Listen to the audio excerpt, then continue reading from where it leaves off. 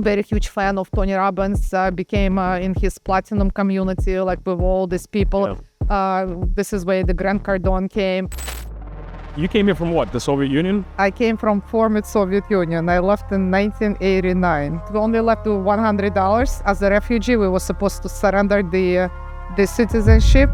I had like this whole life-changing event. We were, me and my husband, so as I started growing, making all this money, and then, there was something missing. Our bodies, for our being, for our balance, and for our business. So well, the greatest piece of advice is... Welcome to another episode of CFOCAST. In today's episode, I have Mrs. Ella.Rivkin with us. Ella, welcome to the show. Thank you. I'm so excited to be here. Yeah. Ella is a 7-figure entrepreneur. My student. She's a 10X business coach, right? Yes, getting my 10X certified business coach certificate. And she's a family woman. She travels a lot. She's got all the things going in her life for her. Ella, how do you do all this stuff? Oh, that's a great question. Well, it's here's the thing. My motto it's to live with passion and live my life as a masterpiece. And I believe that every single one of us has a huge potential. So just go and do it. I think like the biggest secret to all of this is just taking the actions and doing it. Taking action and doing it. Yeah. Awesome. You came here from what, the Soviet Union? I came from former Soviet Union. I left in 1989. Right. Okay, yeah. So we came here in 1989. So we found out we're gonna leave the Soviet Union in 1989. We came in 1992. So I think we came almost at the same time. How was it when you got here? What was it like? What was it like? Well, it was challenging. I mean, first of all, it was even challenging to get here. So you came in 92. You came straight.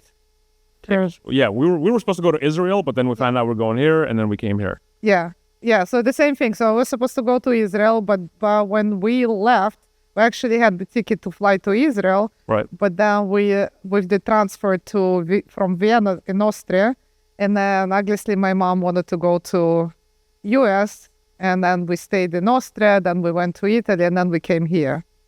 So it was quite a challenging journey. But when I came here, I was 14 years old. Listen, it was challenging. 14 years old. 14 years old. That's my mom's friend. She has a son. He came here at 14. It's a tough age to come here. Yeah. I came here when I was 6, so I think it's easier. Did you want to pack up all your shit and go back? You see, I mean, the thing is that by the time I got here, because we stayed in Austria 1 month, then we stayed 5 months in Italy. So by the time we got here, I already got a taste of all the challenges. Right. So when we left, we only left with $100. As a refugee, we were supposed to surrender the citizenship. Did you surrender the citizenship, or you came with your passport? With which passport? With the Russian passport.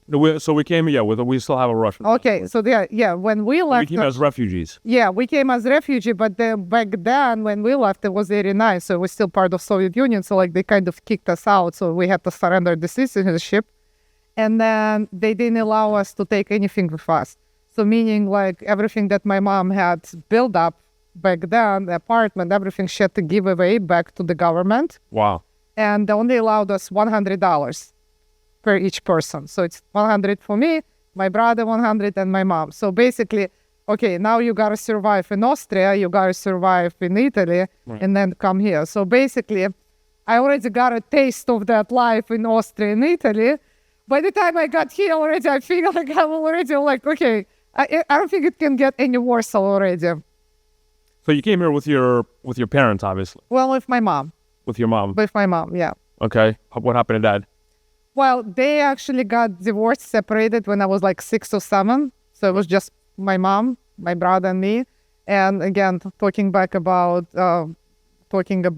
me coming here. So once we left Russia, I literally overnight, I just had to grow up. Right. That's it. There's no childhood, no teenagers, no nothing. That's it. You just have to survive, make a living. And that's exactly what I've been doing since 14 years old. I was working, and up until today. You remind me of me. I started working when I was 12. So you came here, when you were 14, did you go to school? Yeah, so I went to school. It's interesting because in Russia, I didn't graduate the 8th grade. So I went to 8th grade, but since I went in September, we already knew in October that we're going to leave. So I didn't even go to school. There was no point of that. Right. And then since we were in this whole transition and immigration, by the time we got to US, that was May 11th of 90. That's when I came to US. So I went to public school. They said, because I didn't know English, they said, okay, go to the 7th grade. I was like, okay, I'm definitely not going to 7th grade. I don't want to stay in school. I got to work. So my mom, she signed me up. Our relatives told us, and they signed me up to yeshiva. So I actually... Oh, so you went to yeshiva? I went to yeshiva, yeah. So I actually ended up skipping the grades, and I went to the 10th grade. So I only had 3 years. Okay, so you're smart students? Yeah, but here's another interesting fact, actually, about being smart. I mean, like, the point is that I think the only reason I went to school is just like the transition, because I was kind of too young to go to college. Then I didn't know the English. But the funny, interesting thing is that when I went to school, so in 10th grade, they were learning algebra. In 11th, geometry. I was like, I already... You already know all this stuff. Yeah, I already knew all of this because we studied this in Russia. Like, give me the hard stuff. So, yeah. And I was always good at math.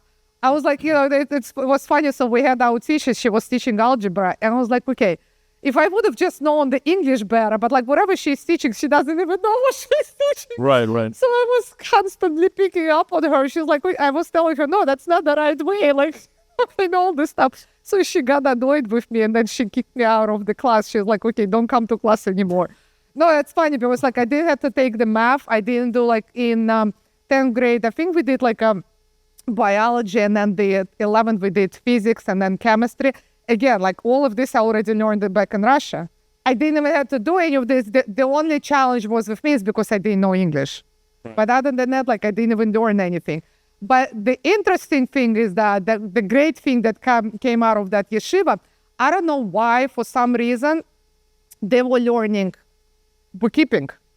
I have no idea. Like, that's not the kind of subject you would learn in high school, right? Right. But for some reason, in that yeshiva, like, they were learning bookkeeping. And in accounting, and you know that, like, you got to know the basics. You cannot just skip the years. Right. So since they started doing this in 9th grade, and I came into the 10th, so I needed to know what they learned in the 9th grade. So what I did, and back then, talking about back then, there was no iPhones, there was no computers, nothing. It's only just going to the library, taking the books and learning the subject. So surely, okay, like I didn't know that. Yeah, I knew the accounts. I mean, I knew the math, but not the accounting. Right. Okay, so like, what can I do? I gotta study what they learned in 9th grade. So I went to the library, I got the books, I asked one of the girls to tutor me, and surely that's what she did. And I fell in love with the subject so much that I learned the whole curriculum, like literally in like that short period of time. And the teacher fell in love with me, she loved me so much, so it was already given. Knowing the math, being good at math, and loving the bookkeeping, okay, that was given for me just to go and become an accountant. Right. So that's how my journey started in finance and accounting. But you're not using the Pythagorean theorem today, are you? Okay. So you went to school. You jumped to 10th grade. Where did you go to college? Brooklyn College. Brooklyn College. That's another thing, because my teacher, that bookkeeper, so the one that was teaching bookkeeping, so she actually graduated Brooklyn College. I wanted to go away, but my mom didn't want, because again, Sam was taking care of the family, helping my mom. So as much as I wanted to go away, I was like, okay, that's not going to work out. So I went to Brooklyn College to study accounting. Okay. So you started studying accounting, and then did you get a job after college? Was it a job, or you opened up your own firm right away? What happened? Okay, so what actually happened? So when I graduated, that was 97. So if you remember back then, there was like the computer. Yeah, the computer boom. The computer boom, right? The year 2K. So I graduated in accounting. I loved accounting. So there's two things. The interesting thing came out of it. So the computer boom, so everyone went to study computers. And then surely exactly that's what I did. I went to study computers too. I didn't like it. The programming, right? Yeah, the programming. I know. I don't know. Like for me, I still honestly up until today's date, like me and computers, that's like doesn't work together. So I didn't like it, even though I studied. Listen, everyone was like, it was popular because you were making like great. We're talking about money, like a lot of money. Like with the accounting, the college graduate, you're getting a job back then was like what, 30K a year. That was a good salary. So, yeah, but then with the computers, you will get like 60K or maybe even 100K. That was a huge salary. Or 200K. Like literally, like everyone was going into computers. Even like, if you're a truck driver and you know English, that's it. You don't need to know computers. Just go and get a job. They would hire anyone. And people got jobs in banks, like big banks. Yeah. And yeah. you come in for an interview and you get a job right away. Exactly. That was back then. That was back then. Yeah, that was back then. So I didn't like it. I was like, and interesting thing is that friend of mine, I remember we went out with a friend of mine with her boyfriend, and then there was another couple. And well, back then he was my boyfriend, now he's my husband. So we went down, and then there was that guy, and he was talking about accounting. So he graduated, he was working in a big CPA firm. And I was like so fascinated with him. Right. It was like, oh my God, like he was like so smart, and he talks about accounting with the passion, all of that. And it's funny, like because now I look back to this time, somehow deep inside of me, I was like to myself, okay, I gotta stick around that guy. I was like, okay, I have to be around him. And he just opened up his firm, tax and accounting, with his partner. Right. And I was like, okay, hire me. He didn't have any money. They just opened up. He was like, okay, I don't have any money to pay you because like I work in the Big Five. My partner works, like we just go there at night. We don't have any money to pay. I was like, okay, I don't care. Don't pay me anything. I'm just going to go and volunteer. Like I didn't care. Yeah. And even though I said like I graduated in accounting and then I studied computers where I can actually go and already earn like 50, 60K or even more, but I didn't care about it. Your heart is there. You wanted to go there. I know, yeah. Like somehow deep inside of me, I was like, I have to do what I like, what I'm passionate about it, because like I didn't care about the money. Even though I was married, I was already pregnant, I had to think about how to make a living, but like I didn't care about any of this. I was like, okay, I gotta do what I love. And if I love this, I'm passionate about it. If I'm gonna stick around that guy, I'm going to make the money. And it's funny because, like we're still friends. What was it? Last year, I think we were having a dinner at my house. And I told him about all the things. I was like, I saw in you, like that big potential that like you're going to be pretty big. Like you're going to be making money. And he's like, I didn't see this in me. Like he didn't even see it in himself. He wasn't even that confident, but I saw that. And then surely that's what I did. So I sticked up. I persuaded him to hire me. He's like, okay, you know what? We'll just take you as an intern for free. Right. So I go there as an intern for free.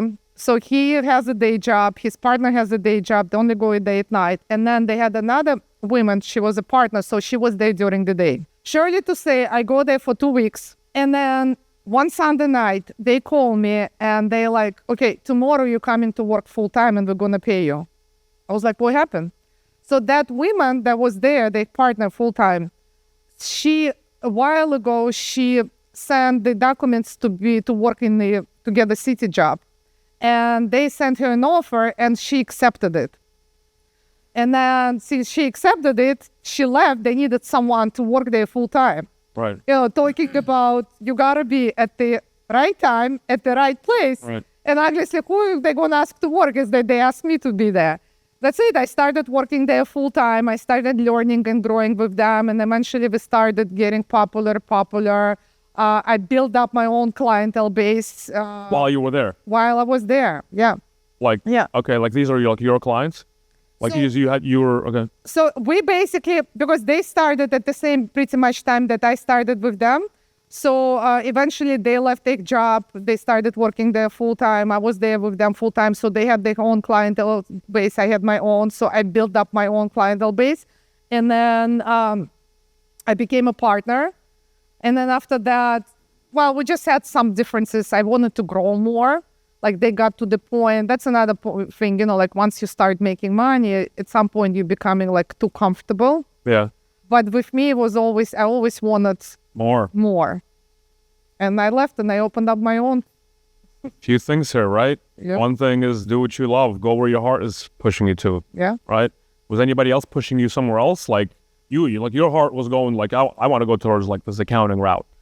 Was anybody was your mom telling you like you got to be a doctor, a lawyer? People like that's what people were telling me. Like you got to be a doctor, you got to be a lawyer. I'm like, fuck this. I'm gonna go to finance. Because that's where I wanted. Because I was really good at like Excel spreadsheets in high school. Like this is my whole thing. I'm like, numbers is me. Was anybody pushing you? Yeah, of course. Listen, my mom, up until today's day, she would tell me, I told you to get a good and secure job and become a doctor or nurse. So she always wanted me to become a doctor. Right. So, I think it's like typical Russian family, right? You got to become a doctor or attorney or engineer. Right, but nobody cares what you love. Yeah. So she's like, you have to become a doctor. And, but listen, again, like, I could have become a computer programmer, right, and make all this money back then. But I was like, no, okay. Like, I knew deep down inside of me, if I do what I love, if what I do what I'm passionate about, if I give back, provide, that you'll get the reward. And like I said, the reward is going to come in monetary compensation. Listen, it was a very challenging journey working in accounting, especially in taxation, working 7 days a week. When I started, I was pregnant, and I had days when I would literally like work till one time I came home at 8 o'clock in the morning. And my husband, he was so mad because our daughter, she was stiffing. She didn't sleep whole night and he has to go to work. And I'm coming home and he's like standing by the door. He's like, thank you, daughter. Oh, wow. I was like, what am I supposed to do before? Because I literally came home to change and go back to work. Right. So it was challenging, 7 days a week with no days off. I did this for like 15 years. Wow. Yeah, this is. I try to tell these stories to everyone. It's not even made up. Like my parents were the same exact way, right? Like they came here to the United States with us. Walking us they would walk us to school for like a year and a half every single day. Walk us to school. Then they would go learn English. They would walk to the English classes for like 40 minutes. Yeah. They would come back. Then they would go work. Right? My mom was a hairdresser. My dad was a driver. And then they would come back and pick us up from school, bring us home, and feed us. And then somehow, I got this work ethic too from them. Like I started working since I was 11, 12 years old at their friend's dollar store in Patterson, in New Jersey. I started working, but the thing is, like, we had some money, but I felt like I was going to work. And then even, when I graduated college, I already started working, on Wall Street. I started working sophomore year of college. But the thing is, I would pull ladders all there too. Like I had a salary, but I would be working there. Like I was just building shit. Yeah. And it's just a work ethic.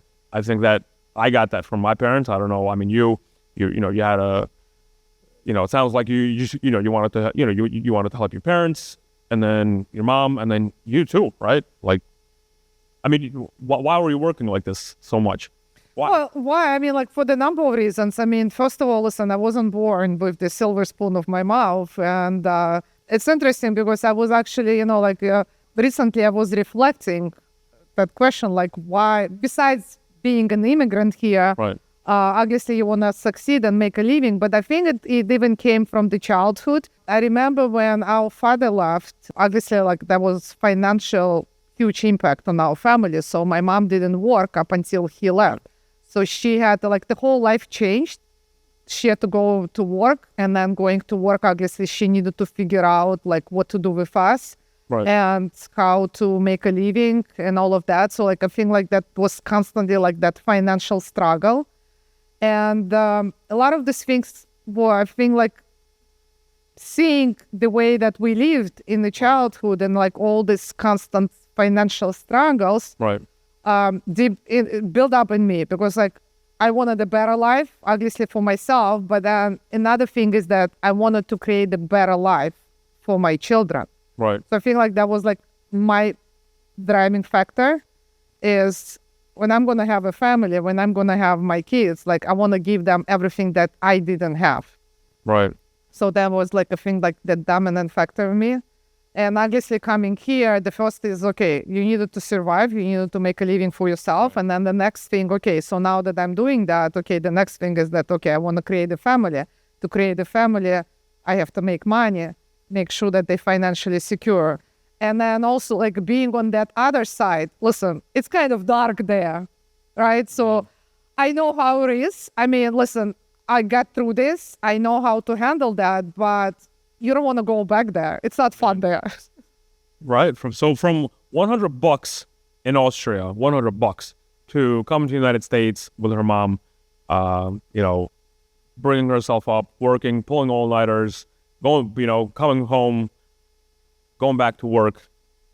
It takes some balls, to do these types of things, because not everyone can do it. Not everyone has that work ethic. I mean, even today, people that have everything, like they don't, but you have everything and you're still going. People, we didn't have all this technology back then. Again, I remember, as we said, we were talking about the computer boom.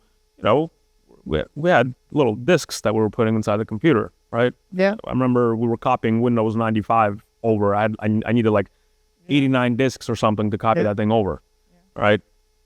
So you got your own client base. You started your firm, right? Is that what happened? You got your own client base and then you started your own firm, or not yet? So what actually happened? Listen, like I said, being on that other side, it's dark, and I don't think, I definitely don't want to go back there. But on another thing, I did actually learn a lot from it. So I had my ups and downs, and I had few of them. So when I made something of myself, started making money, started making good money, became a partner, and then when I left, it was another challenging time for me.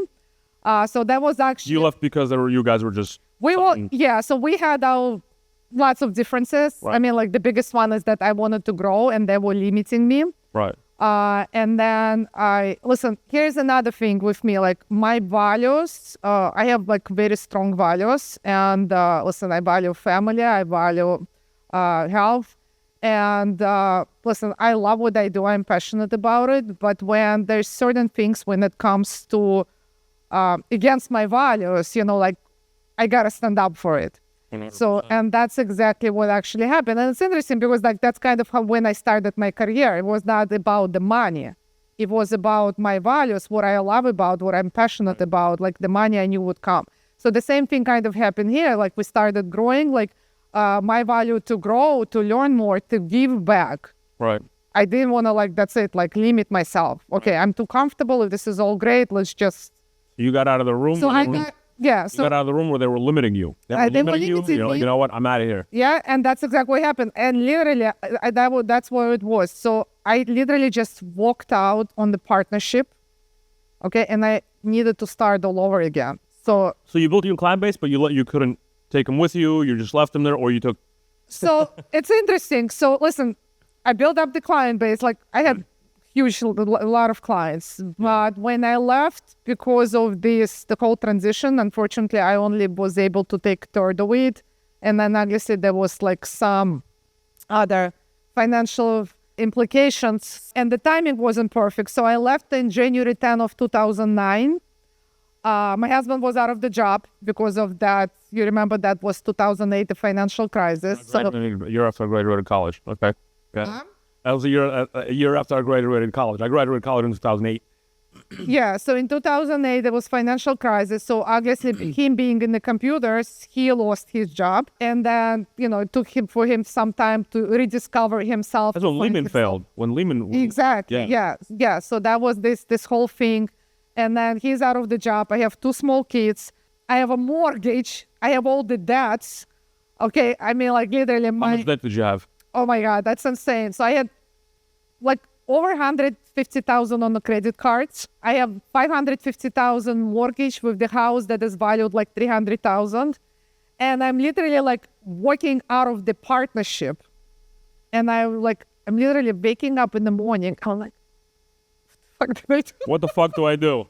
with this whole I situation? have 2 small kids. My husband is out of the job. Like, and literally, I only had like, I think it was like 12 or 14,000 in my bank account. I was like, okay, what do I do? Do I pay my mortgage, or do I invest and start my own business, or pay my credit cards, or pay my, like, I have like, literally, I have no idea what to do. And I remember, my brother, he tells me, did you see the Jerry Maguire movie? I was like, yes. Okay, so pretend that you're Jerry Maguire right now. Okay. And that's what I did. So it was Friday when I walked out on the partnership. So on Saturday, I was like, okay, I started calling out all my clients. Listen, we live in the free country. And I was like, okay, I left. You want to come with me? You come with me. Yep. So was talking about the clients. So unfortunately, like probably... There's no compete agreements. Well, the thing is that they wanted me to sign, but I was like, okay, if I'm going to sign, like, what am I going to do? Like, in order for me to get out of the partnership... Yeah. Okay, so I needed to sign the papers, but but what am I gonna do? That's all I know how to do. So the only way for me to get out of it was just to walk out and start from scratch. Yep.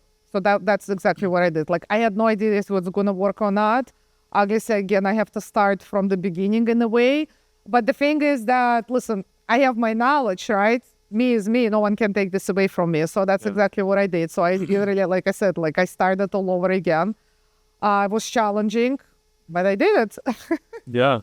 Okay. Awesome. Listen, you got to do what you got to do. Here, we are in a free country, and I believe. Listen, if it comes down to your family, if it comes down to you, if it comes down to the situation that you have, $550,000 mortgage, whatever, you use $150,000 on credit cards.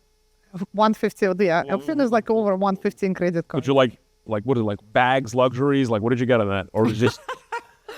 Well, that's another interesting thing. Like when I said like the first 15 years of my life that I was in business, listen, there's a lot of... I maxed out my credit cards too because I was purchasing shit. I was hanging out. Like, I was traveling. Go ahead. Yeah, and that's exactly what I did. Listen, there's a lot of great things that came out of the first 15 years.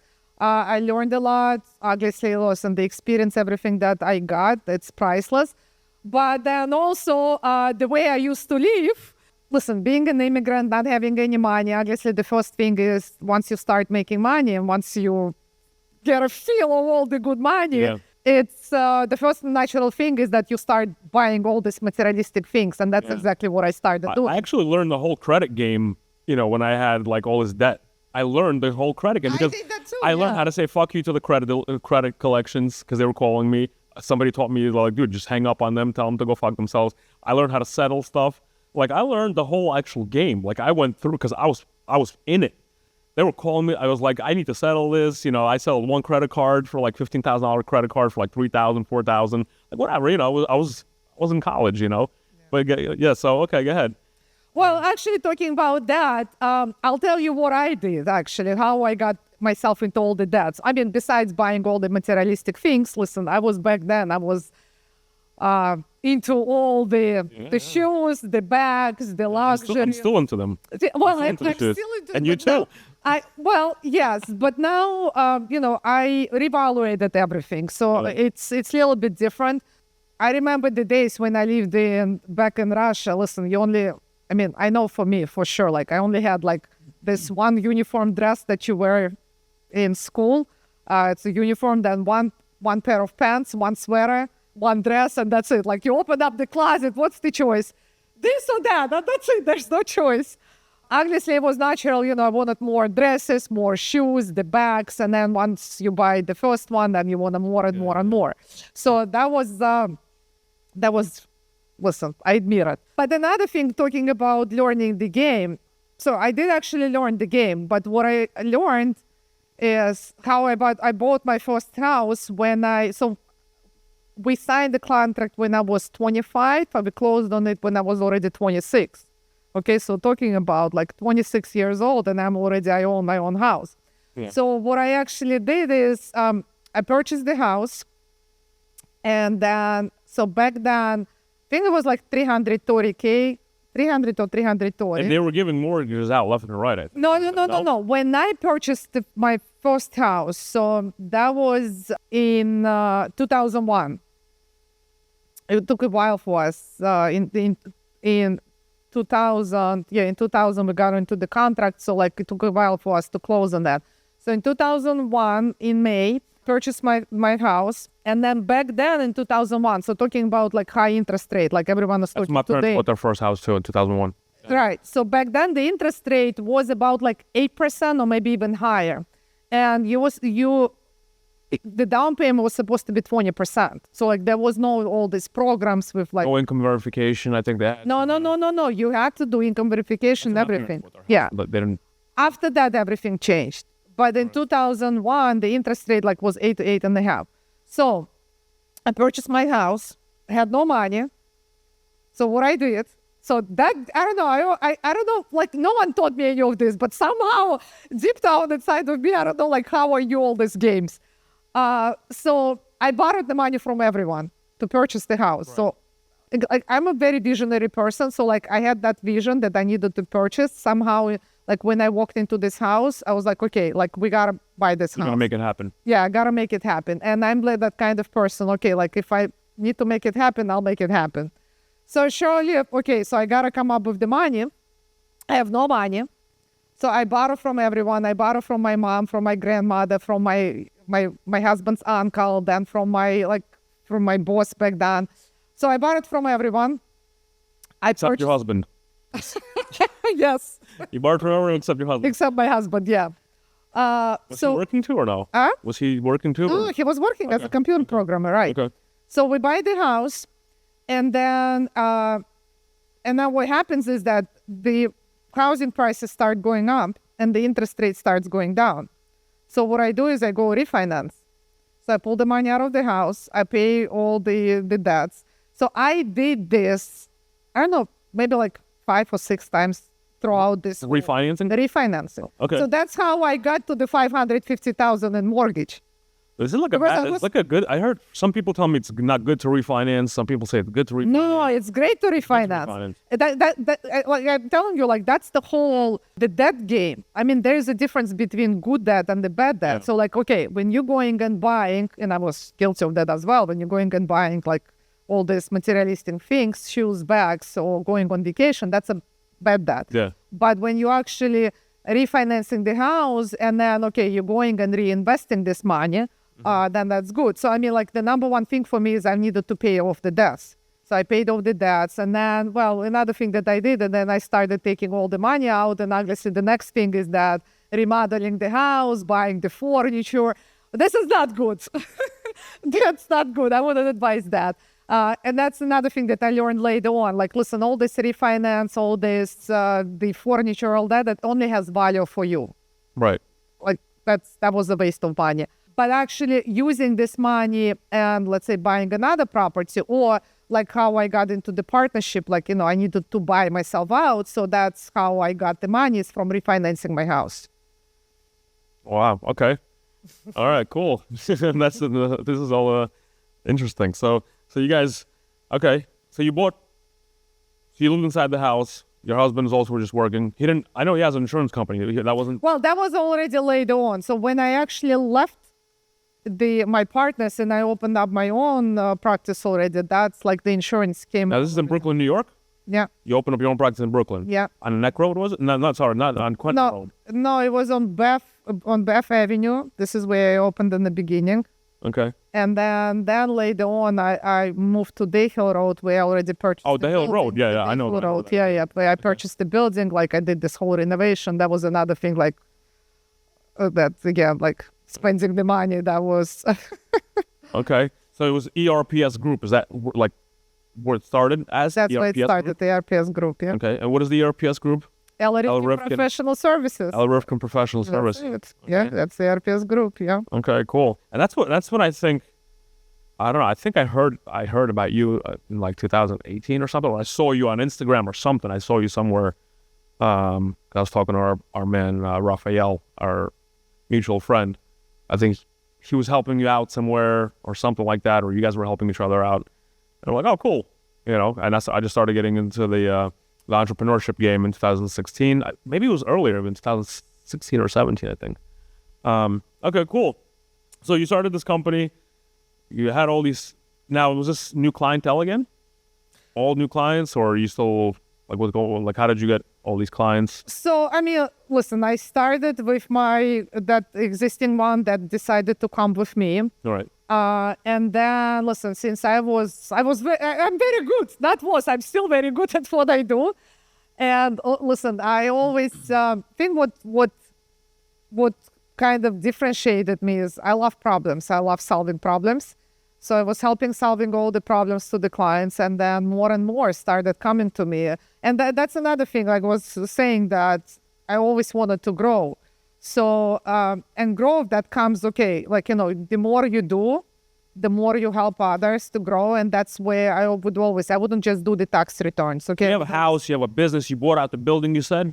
That was later on already. Oh, later on. Yeah, okay. that was already later on when then was After about... you opened? After you opened the practice? No, that was later on already. That's when I had like my whole transformation. So that already all happened through the transformation. Okay. Okay, so you're working, okay, and then I think I kind of like officially met you, or I officially met you inside my head when I saw you inside a program, in Andrew Argue's program. Yeah. And I remember he was saying, he was always talking about you, by the way. He was always talking about you, meaning like inside the meetings, Ella is a 7-figure firm, blah, blah, blah. Ella's got good numbers. Ella, I'm not going to say what the numbers are, but whatever. He was talking, I was like, oh, cool, I gotta maybe see what Ella's doing, and then, again, I don't remember how you and I started talking, but anyway, you were trying to grow your firm. You were growing your firm. Now, when you joined this program, when you invested into the program, did you grow? I did, yeah. You did? Yeah. Okay, how, like, was it big growth? Again, I don't know. No, it was actually like, it was right away, it was exponential, yeah, right away. How did you understand that you needed to invest in yourself? Well, this is where Rafael came into the picture, and then Andrew came into the picture. So I went through this whole transformation. 2015, I had this whole life-changing event. So me and my husband, so as I started growing, making all this money, and then became popular, and then, I have my house, I have my summer house, and then I got to the point, okay, I'm making all of this. What's next?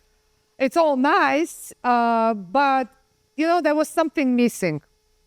And deep down inside of me, I felt like I'm literally dying. Yeah, you were working a lot of hours. I was working a lot. I was still working a lot during the tax season, but then, the tax season is over, it's summer. And my oldest one is already 16. My youngest one, she was 11 back then.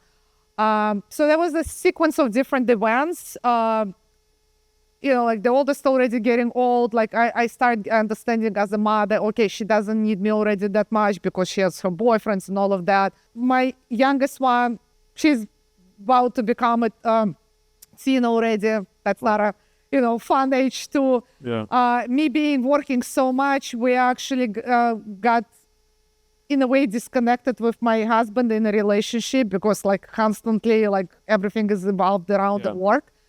And that's where I started inside of me feeling there is all these concerns I'm Anxiety.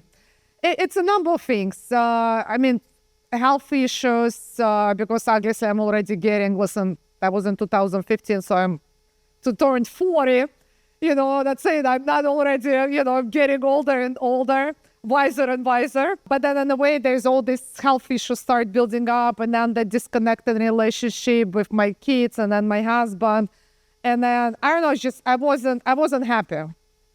And so life was around your business. The whole life is around business. And then, I'm making all this money, but I'm not happy. I was literally dying inside. Right.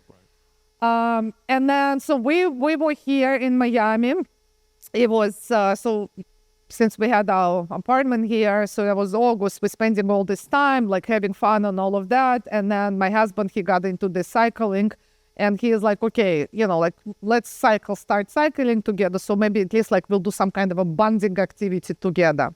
So surely he gets this road bike, and then he pushes me on the road bike. So we go. He gets the road bike next day. We take a ride. It's a day before we are supposed to go back to New York. So we go on this on the bike and then over the bridge, and it start raining. And as we go over the bridge, like these bridges that they open up. So it gets slippery, and my wheel gets caught in these grooves, and I fall. So I fall, I crash. So, and then they take me to the hospital. We're already on this verge of divorce, me and my husband. And then here again, he pushes me on this bike. I'm going to get divorced, definitely. No. Yeah. So he thought that's it. That's a divorce. And then the doctor is like, okay, we got to do a surgery. And here's another thing, besides doing the surgery, this was September 4. And as you know, in tax, it's a deadline. September 15th is the deadline. So I have to fly back to New York. I have all these tax returns to do. What surgery? I cannot do surgery. And then on top of that, I have no health insurance. So I was one of those people that, listen, why would I pay for health insurance, Right. I have no health insurance. I was like, okay, I got to go back to work. No surgery. He's like, if I'm going to check you out of the hospital, if you're going to go back to New York, first of all, you cannot even fly. Second of all, even if you're going to fly, I have to, by law, if you get into the hospital, they have to perform the emergency, whatever it is. If you have insurance or don't have insurance. Right. He's like, listen, we're going to take care of you, and then you'll figure out later. Anyway, so I know it's a long story. They do the surgery, and then I have my whole epiphany. I wake up after 6 hours surgery. The words of the doctor saying that my arm is going to be paralyzed. Your arm? Yes. So I had I have a whole plate here, the elbow and all of this. So they had the whole surgery. So he's like, it's going to be paralyzed because there's these nerves here. And then in order to put the plate in there, all of that. So, I was like, I'm going crazy. And then at night, I have this whole epiphany. People when they tell you they came back from the dead and all of this. Right. It's that in a way, that was kind of experience for me. And then I have the whole life reevaluation. Okay, the way the universe gave you a sign. Yeah. Yeah. It's time. Sign and then I'm literally I'm laying there at night in the hospital. There's no one there. I have all the time. I don't need to go anywhere, do anything. And I'm literally reevaluating my whole life. I'm okay, I've been an absent parent to my daughters. I've been an absent wife. I had no time for myself, for my health. Yes, I'm making all the money, which I'm spending right now, on all these materialistic things. I mean, is that the way, how I want to live my life? Right. It's okay, what I want to be known as the best accountant who did the highest tax refund. So then I'm reevaluating my whole life. So I make 2 phone calls. The first phone call I make to my mother-in-law. For some reason, I don't know why, when I was there, I was going through because of your son. Right. Right. No, actually, as the typical mother-in-law and daughter-in-law, you have all these conflicts. And I guess I'm in pain there. And at that moment, I felt the pain that I gave her throughout all these years by, being a bitch. Right. And then I call her and I ask her, I felt the pain. I was I'm sorry that I was such a bitch to you. Right. That was the first phone call. And then the second one, I already, few months before that, I started working with the coach. And I called my coach and I was okay, I'm going, through this craziness. What do I do? Right. And then he sends me the videos of Tony Robbins. That's what Tony Robbins made us do once. He made us call somebody who we haven't talked to in a long time, even like the worst relationship, just call and tell them thank you for being there, just you can just hang up. Yeah, exactly. That's exactly what I did. And then I started watching all this video, Tony Robbins, and I was okay, and that night I made myself a promise, okay, if there's ever again day like that, where, okay, if I would get a chance to reflect on my life, okay, I want to be actually proud of my life versus being regretful. And I think Gary Vee, he talks about it, live your day as if you live as a last day. If it's your last day, what do you want to do? And honestly, that's my motto today. Today, if God forbid something happens, right? I would be actually proud of my life. Right. That's why I told you in the beginning, my whole life is to live with passion and live as a masterpiece because, okay, I would rather be, okay, disappointed that I didn't like this, so that was not what I expected, versus actually being regretful, because like I was already in that hospital bed. I was already like faced with that night, with like that situation where I was like, okay, you know what? If this is my last day, that's not how I wanna live my life. And then you go through this whole regret. So like today, I don't have that. And that's the promise that I made myself. So now going back to what you said, so like that night I was like, okay, so there has to be like a different way of how I'm gonna live my life. Right. Like it's not that I have to be working 7 days with no days off. It doesn't have to be this way. Exactly. That there has to be different way. And that's where I went. So I went on the search, and then, you know, like where the focus goes, energy goes. So that's exactly what started happening. Okay, since I gave like myself like that focus, okay, I gotta find a different way. This is where like all these people started coming to me, like all these mentors. I became a very huge fan of Tony Robbins, became in his platinum community, like with all these people. Yeah. This is where the Grant Cardone came. That's why I started actually with Raphael, and then I got to know you and actually came to Andrew, because Raphael was already, okay, I was like, okay, I gotta, you know, all the people, since he already knew Tony Robbins, I was like, okay, cool, that I need to be around that guy. So basically I started reevaluating everyone in my community. Okay, if you know Tony, good, you're in the, you know, like we gotta be friends. If you don't, all right, let's reshuffle everything. Yeah. Awesome. Listen, this is good. So you started investing into yourself, right? You started reevaluating the circle that you have. You started to reevaluate your life. And what changed? Everything changed. I mean, honestly, I'll tell you that, like in the beginning, talking about, you know, like parents and the way we were brought up and the conditions. Okay, what I knew about the money, you got to work hard to make money. Money don't grow in the tree, right? So like all this, the typical things that your parents tell you, the society tells you. And obviously that's exactly what I was doing, right? I was like working hard. Okay, you got to sacrifice your family, you got to sacrifice your life, your health and everything. So like that's kind of the typical way. But then what I learned is, no, like you don't need to sacrifice that. Right. I mean, like there's a different way of how you can live your life. And there's a different way how you can work, how you can operate with money. Like once I learned all of this, I mean, like literally like my whole life changed 360. Yeah. I mean, you know, even, you know, seeing you and Vitaly, you guys look like you're happy all the time. No, like seriously. Yeah. You're sitting with each other. You're like, actually, I saw you in a bunch of places a ton of times, but before I even met you officially, I saw you a lot, like hanging out somewhere with your husband. But you guys are always out, hanging out, doing some things together. But you know, it seems like you guys have a really good relationship. How did you guys fix that? Well, What happened?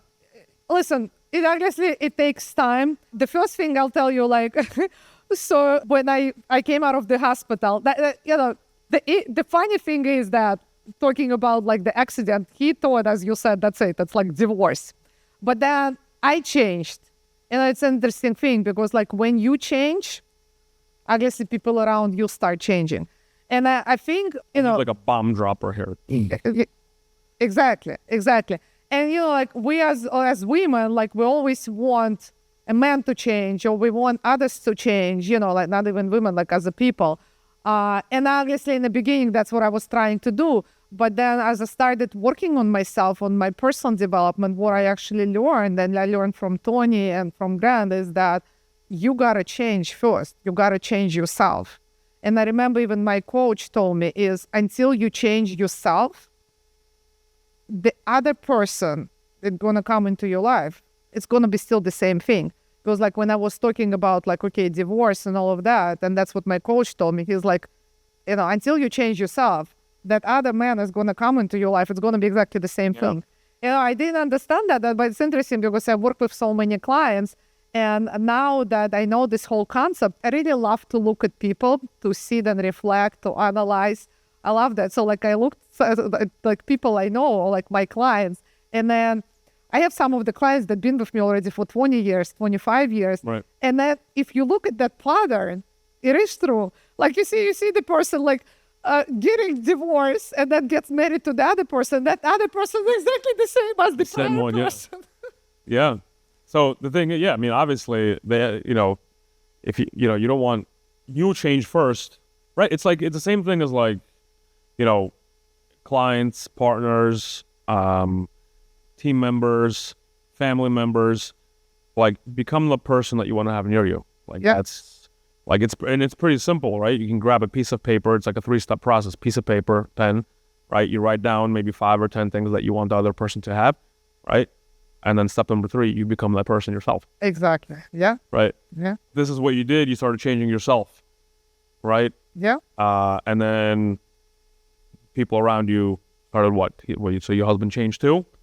What happened? It is. Yeah. I mean, in the beginning, listen, I gotta admit it. In the beginning, I was trying to change everyone around me. Right. So that's the first thing that I started doing, but I guess that's the biggest mistake. Then when I started getting in more and more in this, and I learned this whole concept, okay, you know what, I gotta change myself. Listen, the people around me, it's whether they're gonna change or they just gonna disappear from your life. So yeah, here's the thing. Once you change, if you kind of once you change, you're leveling up your standards. Yeah. And then so the people that can't live up to your standards, they just disappear, or the people that do, they have to rise with you. Yeah. Right. Yeah. So, okay, awesome. This is cool. So you right now, I always you're living your, I guess, best life right now. Should I say? Yeah, I love my life. I see you. I follow. I follow you on Instagram. You're always number one. You're always taking care of yourself, right? Yeah. You're riding the bike in the morning, right? You're running, you're doing your thing. You're enjoying the sunrise. You're traveling all the time. Yeah, I've been to 70 countries. 70 countries. 70. Ella's been to 70 countries. Yeah. My goal to go to all of them. 195, 192. Yeah. I see you traveling with Vitaly sometimes, but a lot of times I see you traveling by yourself. Yeah. Why? Very interesting question. So that was another one of the things that I understood in our life. Some of the transformational. So we had our phase, and I feel like everyone as a couple, and everyone is even telling me why am I doing this? By myself. You should be together all the time. Right. So in the beginning, yes, but that's the standards that we brought, and these are the standards that the society puts on us, is that okay, we constantly need to be together. We did this in the beginning, and then later on, I kind of understood and realized, okay, I'm pushing him to do the things that he doesn't like and he doesn't enjoy. Right. And then on the other hand, he has his own things that he likes and enjoy, and I honestly, okay, I can do it once, twice, but it's not something that I enjoy. So okay, I have my yoga practice that I do, and I love to travel. So he loves to shoot guns. He's in the cycling business and the hockey. Okay, but I'm not gonna go play hockey with him. Okay, I went shooting guns, but that's not me. Okay, I took him to practice yoga with me. Okay, but that's not him. And then I realized, okay, why, there's no need. Let him do his stuff. I'm gonna do my stuff. He's getting enjoyment. I'm getting enjoyment.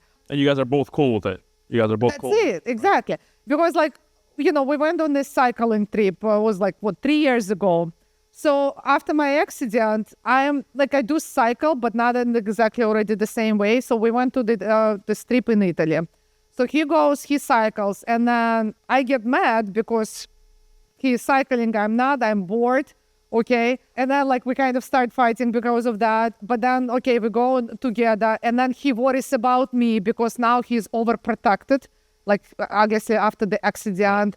And then I see that he's not enjoying this, and I don't enjoy this. I was okay, there's no point of doing that. Yeah. Let him do his stuff. Let me go with him, with the boys. Let him have fun. Okay, I like to go on the yoga retreats. Right. It's not his stuff. Okay. So that's why I was okay, you know what, I'm cool and I'm okay when he has his time, he enjoys it, he has fun, and I don't need to interfere with that. And then the same thing goes with me. So I was okay, he does his stuff, I do my stuff, then we do stuff together. Right. So it works absolutely perfect. Yeah, I mean, he's I see him everywhere with you. He's supportive of you. I know you guys went recently with some of on the cruise with the Cardones. Yeah. Right? Yeah. Tons of high net worth individuals over there, right? A bunch of my coaches were there too. Tell me a little bit about that. How does that, how do these people change, being around these people, how does that change, how you live your life? I mean, listen, again, that changes everything because even talking about like the travel, in the beginning, again, like the way that I was thinking, right, it's based on the standards that came from our community, right, from our parents, or like why you traveling by yourself, why your husband is not with you, or why like you're doing this. So it's funny because I just came from the Italy and I was there without my husband with my friends. And then they're like, okay, aren't you like afraid that you're putting all this stuff on the social media? You see, like, these are like all these limited beliefs. Like, Right, they put themselves in the box. Yeah, exactly. But then being part of this different community, like you mentioned, I'm part of Grant Cardone community, Tony Robbins community. Like, people think differently. They break the rules. Exactly. They live differently. So when I am in our old community, like I hear all these limitations, like why you doing this, why you doing that, but then when I go to Cardone's community or Tony Robbins, like everyone is doing. You're free to do whatever you want. Exactly. They do whatever they want and you feel understood. Right. Okay. And then like you see, okay, there's no limits to what you can do. And it doesn't necessarily has to be like you have to put yourself in the box. You need to limit yourself. And then like you just have to do this way because like everyone is doing that way. No, it's completely changes the whole perspective on life. At the same time with the business, you learn a lot. You see like how others do. And you see, oh my God, like there's so much out there. There's still so much to learn and to do.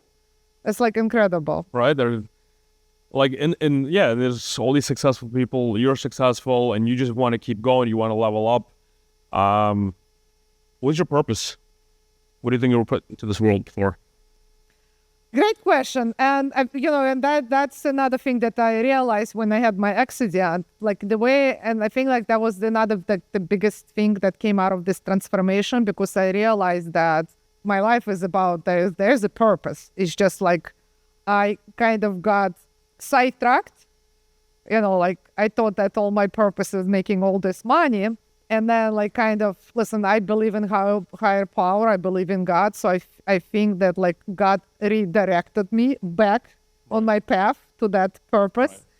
And I believe my purpose is that, listen, I'm blissful. I'm grateful that God gave me all these opportunities. Like, listen, the opportunities I have my health, I have my family. I learned how to play this game, to learn, to make money, right. Learn everything about money, help people. So I think like that's kind of my mission is now that I did this for myself is to share with others. Right. So it's and I think that's my mission. To give back. It's to give it back. Give back and to help others level up. Yeah. Because there are a lot of lost couples, lost women, lost men out there. And I think, for those of us, we want to help each other. We want to help other people rise. That's what I think my purpose is. Because again, you can have all this money, but it doesn't do you any good if you're not giving back. Exactly. And this is like you went on this cruise with the Cardones. Like I hang out with a lot of high net worth individuals. You do that too. Like these people are still going. Like they're fucking going and they're rising and they want to help other people. And it's not even about the money. Yeah. It's not even about the money. But in money is just spiritual. I mean, it's just a tool. Yeah. It's like a tool. Yeah. Okay. Yeah, and I actually love that you mentioned. You see, another thing, it's interesting because here's another thing that I learned. And you can probably even relate to this. I mean, like, from our community. It's interesting, because what I learned is that when someone is making money, right? They like, okay, like they're so scared to share with someone else. Okay, like, what if someone is going to take this away from you? Or, like I said, like my friends, they're like, why are you putting all of this on, on social media? Aren't you afraid that someone is going to, like with the bad eye, put the spell. You're going to jinx you. It jinx you, right? So you see, but like all of this comes from that scarcity mentality. And here's another thing, like it all comes, okay, so I'm going to make the money. I'm not going to tell anyone about how I made it. Okay, so let's pretend that I don't have any money, right. Or I'm like, I am doing okay, because what if someone will jinx on me, or if someone's going to take away from me. So basically, you see, it's like kind of, okay, I just want to have it all to myself instead of actually giving and sharing. And I'm actually the opposite. That's a scarcity mentality. That's it. I want to actually, I want to share it. Okay, if I learn that I'm grateful that God gave me that ability, okay, to make this money, and now I think that's my purpose, is to go and to share with others, okay, and that's exactly what I'm doing. Okay, I'm going to actually teach you what I did, how I did it, and then just model me and do exactly the same things.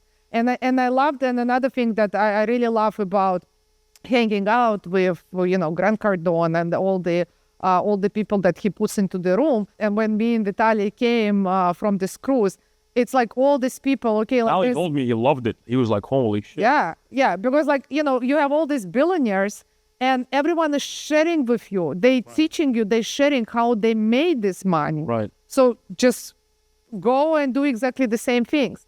Like, there is no that scarcity. Okay, you know what? I'm not going to tell you anything. Yeah. Because God forbid if you learn and you'll make more than I did. Yeah, 100%. I guess the cliche or something or whatever, however you call it, it's like, yeah, somebody's going to jinx you. I mean, there's always a devil working. Like, there's a devil. There's always a devil out there that's working against you. There's always people watching you on social media. They're waiting for you to fucking fall.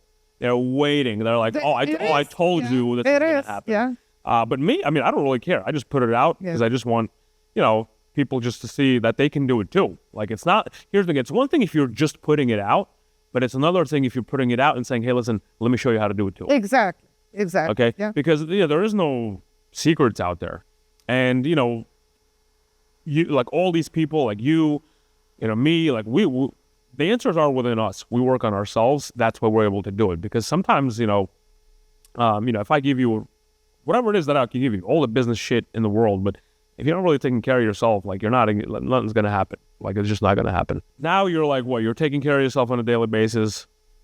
You're spiritual. You talk to God. You hang out with God. Yeah, I do. Well, I have a very powerful morning ritual. It's a must for me. So, as you mentioned, like it varies.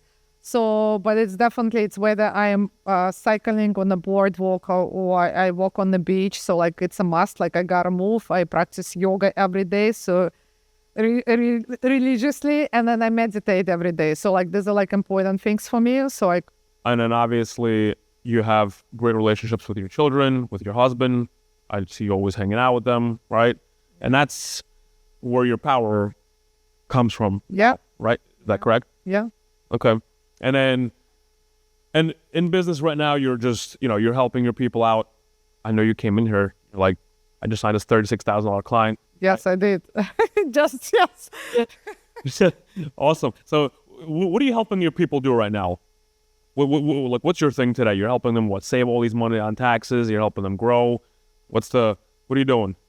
Great question. I mean, like, we do a number of different things, and this is like how I expand. This is all about the growth. That's another powerful thing that came out of my transformation, is because I realized, okay, you know what, like, I love taxes, but what I learned is that, okay, by doing this income tax, I'm not solving any problems. Like, I'm not helping my clients. Right. Okay, listen, okay, they come, they want to do the income tax. Okay, like, all right, I'll get you the refund. So, but then in all the reality, okay, I'll help you to get an extra 1,000 to 10, but that's not going to solve your problem. Because what I learned, even going back to me being as a business owner, one thing in the business is that I was literally working 7 days a week with no days off. Okay, so basically I was not a business owner, I was business operator. Right. And I see business owners, they literally go through the same challenge. Right. Okay, so that's a challenge. The second challenge, which I personally had, okay, I'm making all this money, but then yet I have no money. And I was making good money. I was making, multiple 7 figures. But then yet, there's no cash flow. My bank account, every month it ends. I start in the beginning, there's literally there's no money left. And I got to figure out how to pay the rent, the salary, all the expenses. Okay. So, and I see other business owners, they go through the same things. Right. Okay, the more you make, the more you spend, and they still have no money. And then the next thing, okay, you go on vacation, you take days off. When, like in my case, when I was in that accident, I literally had to check myself out earlier out of the hospital go fly back to work because I needed to go start working. So you cannot even afford to take a day off, Right. because if you take a day off, you're not making any money. So the business cannot operate without me. So, and then I see, okay, I went through all of this, and I see that all the other business owners, they go through the same things. Right. And then another thing is that we cannot even retire, right? So like, okay, you're working all these years, but you cannot even retire. So I was like, okay, like what can, now I see all these problems. Obviously I needed to fix for myself. And then as I started fixing in my business, I was like, okay, you know what? It's working. Now I have to go share with my clients. Right. So that's exactly what I'm doing. Like, even right now, as you mentioned, yes. So I signed up this doctor. So she literally goes through all the same challenges. Okay. Like she tells me I cannot take a day off. My business cannot work without me. I have all these people that working with me, but then yet they're not understanding what they're doing. They're not working. So the same thing. So now I have developed the system. So what I learned is everything is about the system. So once you create the system and then you just follow the system, it all becomes much easier. System. So that's it. It's all the systems. So now I help them to put the systems in place, all the processes, that build this foundation for the business. And then once they put this into place, it helps them to grow the business, to scale the business. Then the next step, this is where the tax strategies come into the place. Okay, now that you're growing the business, you're making the money. Now we're going to help you to save money. Stop letting Uncle Sam take the money. Exactly. And then we're going to keep more of your money, hard-earned money. And then the next step, okay, now that you're keeping this money, you're making all this money, now let's create this passive income. And that's another thing that I teach. And I do a lot of master classes. This is where I teach, okay, how to make money, save money, and how to multiply money. And that's another thing that I learned from Grant Cardone is the wealth creation formula. It's not when we work for money, it's when money work for you. A lot of people don't like Cardone. I love him. I love him too. I love him. I think, like, listen, I think he is amazing. Listen, he's straightforward. He's just... I love Cardone. I love him, yeah. I got 10X everywhere. Yeah. We're 10X business coaches. Yeah, we're 10X business coaches in the house. And we're even wearing the same color, pink today, almost. I know, we got color coordinated. And by the way, we didn't even discuss that. Great minds think alike. Great minds think alike, yeah. Well, Ella, it was great having you today. Listen, you're an awesome interviewee. I think I'm an awesome interviewer as well. You were great, yes. Thank you. It was amazing to be here, yeah. Yeah. Ella's got an awesome story, background. You went through a lot of things. I think people can take away. Can you give us just a piece of advice, I guess, one piece of advice for our bodies, for our being, for our balance, and for our business to our audience, whoever's watching this?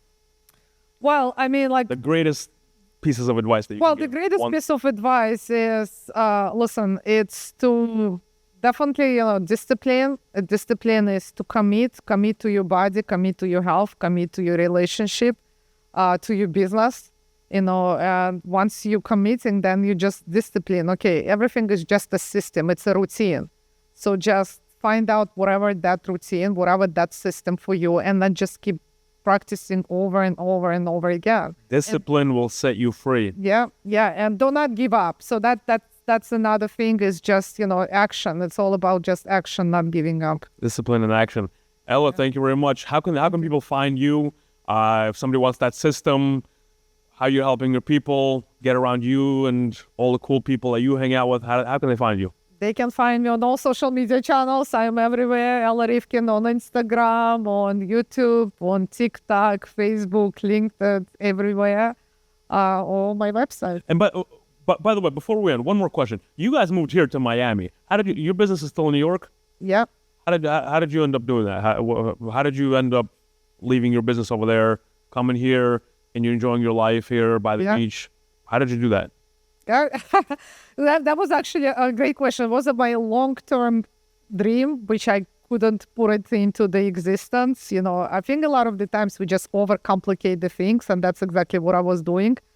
But then it's just one day when COVID happened, like everything just fall into the places. Listen, just by opening up your mind and literally just taking action. So that's literally one day what happened. I was like, you know what? I told my husband, okay, drive me to Miami. Drive me to the airport. Well, not I'm to out the of here. airport. Yeah, I mean, like, it was COVID, so we couldn't fly. I was like, okay, why am I even sitting here if I can just, go and sit by the beach? I was like, okay, you know what, just drive me there to Miami. So he drove me there. And I said, that's it. You know what, I'm not coming back. Same thing here. He drove me here. I came and I said, you know what, again, it's like, in reality that the decision happens like instantly. Yeah. That's it. And I was like overthinking, overcomplicated for like so many years. And it's just in a split second. I came here and I said, I'm not coming back. And that's it. So this is decision makers. These successful people, they're fast decision makers. Decision. Yeah, you gotta make. All right, Ella, thank you very much for being here. Thank you. For being a good interview. Yeah. Thank you. Thank you for having me here. Thank you. It was exciting. Thank you. Thank you. Cool. Thanks.